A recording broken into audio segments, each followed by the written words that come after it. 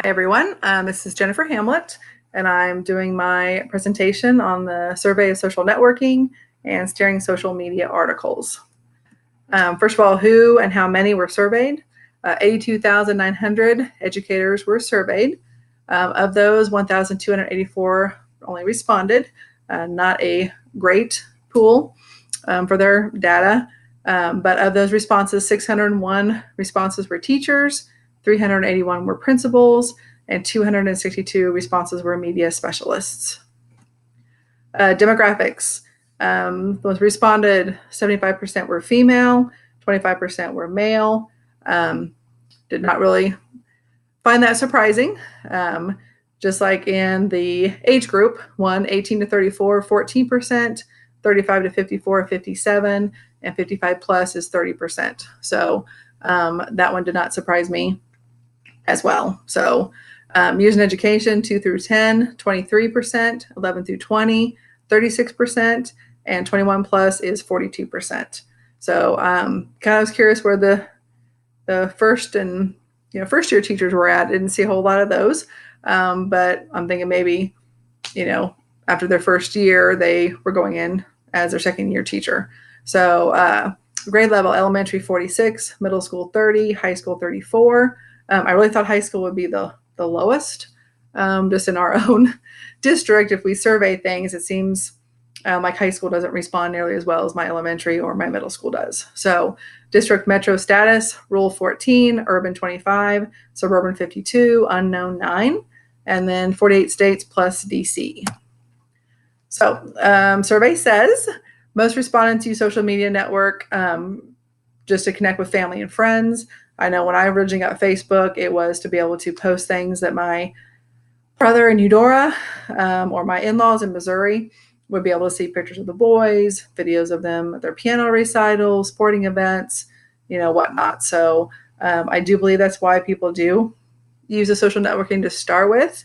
But then I think they do realize that eventually they can be used for a whole lot more. So I think those that have joined, again, the survey said that they did have a more positive outlook on technology, but I think people are going to have more positive if they know how to use it, which means professional development is going to be very important. 61% of the educators have joined some sort of social networking site: Facebook, MySpace. I can see that Facebook would be the number one. I think Facebook is much more an adult thing now. The students have moved on to other things, but adults definitely are still really into the Facebook. So overall, educators see the value in social networking for education purposes. And I would have to agree, there's a ton of things on there that you can do. I mean, just like maybe not social networking, but even like with Google and being able to edit papers and things like that. So just technology in general. Some education networks awareness is growing, but again, this is where PD comes into effect. We just have to make sure that the teachers know what sites are out there, what things are out there. I've enjoyed this class, so I get the hiccups, for the fact of like the Screencastify and the Canva that we use for the infographic. I think those were great tools, and I plan on sharing those in the fall. More results: educators consistently express that they prefer to keep online and professional separate. I do not add kids on my Facebook account or Snapchat until they at least graduated, and then I still don't probably. But if they were my athletes or something like that, it's a little bit different. So some educators feel face-to-face is better than more online activities. I think a lot of adults are going to feel that way. I know I'd much rather be sitting in a classroom having this discussion than maybe online. So I think some of us get that face-to-face, just get more out of it. Educators want more training when it comes to social networks. Again, professional development and personalized professional development. Time was a big concern. With technology or anything, you need time to play with it, mess around with it, figure it out. And that's just something that right now educators, with all the demands, we just don't have. So they are behind in times of technology. Our district is definitely behind. We need to get up to par. We're working on that to write our new 5-year plan. Students communicate with these tools. They need to learn how to integrate social networking into teaching. Again, personalize PD.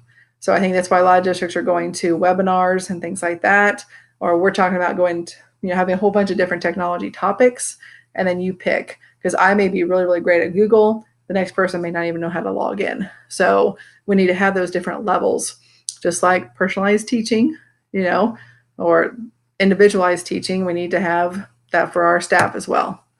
Many educators are concerned about privacy.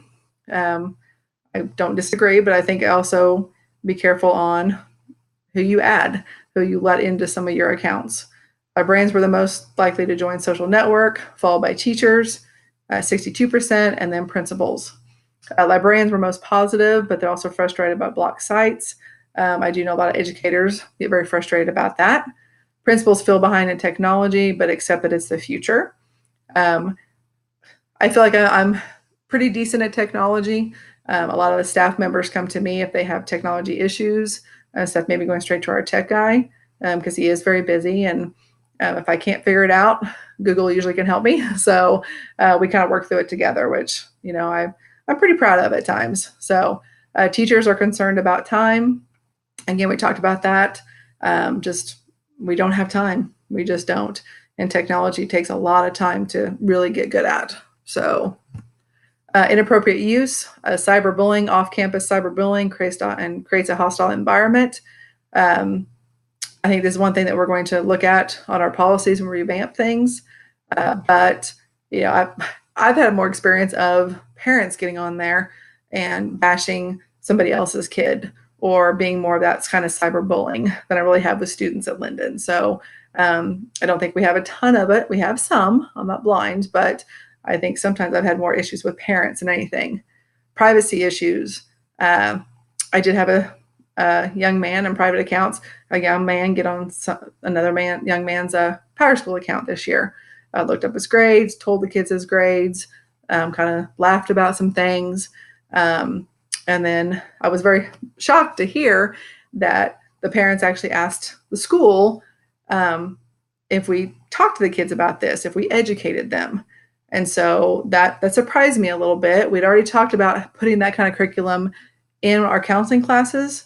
However, I still think it goes back to, a parental responsibility. So I did come home and ask my two boys, who were a 7th grader and 9th grader, do you give your passwords out? Would you get on somebody else's account and look at their grades and things like that? And their big response, their automatic response was like, no, that's not right. So I think just having those conversations, I think, is good for the school to have, but also express to the parents about having those conversations as well. So, and again, inappropriate language or content on social media. Action taken, suspension, empowered use policy they talked about instead of acceptable. Addressing student privacy policies, again, incorporate maybe that curriculum a little bit into our counseling classes, and social media, like I said, into counseling classes. I guess that was kind of repeat. Curriculum for social media in our character development part of counseling. So not just necessarily the private accounts and things like that, but even being on Facebook and, accepting somebody that a friend that you don't know who they are, like putting them, as far as letting them into your Facebook account or Twitter or Snapchat. If you don't know them, do not add them, do not associate with them. So, and that even goes for like Xbox One, Xbox Live. My boys know that you are not to be talking to anybody that you do not know. If you do, in fact, I got my youngest one time talking and he lost it for a month. So it's an absolute no-no. So continue to look at technology policies, educate and train all staff, not just teachers, but paras, everything like that also on the policies. And again, more professional development. So I think the social media, the networking, everything is a big part of our schools. It's not going away anytime soon. I think it's important to educate our teachers on all those different policies and what things are out there, and also just making sure our kids know. So thank you very much and have a great night.